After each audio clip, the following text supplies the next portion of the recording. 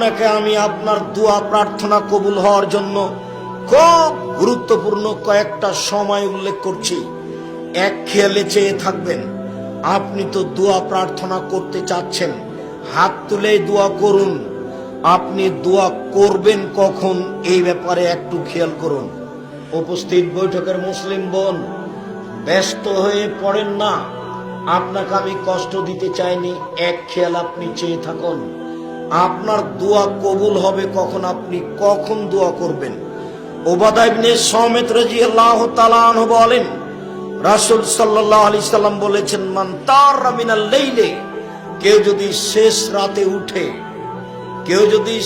রাতে উঠে সুম্মা কালা, তারপরে বলে লা ইলাহা ইল্লাল্লাহু ওয়াহদাহু লা শারীকা লাহু লাহুল মুলকু ওয়া লাহুল হামদু ওয়া হুয়া আলা কুল্লি শাইইন কাদির ওয়া সুবহানাল্লাহি ওয়া আলহামদুলিল্লাহি ওয়া লা ইলাহা ইল্লাল্লাহু আল্লাহু আকবার ওয়া লা হাওলা ওয়া লা কুওয়াতা ইল্লা বিল্লাহ সুম্মা দাউস্তু জিবা, এরপরে যদি দোয়া করে তাহলে দোয়া কবুল হবে। হাদিস বুখারী মুসলিম।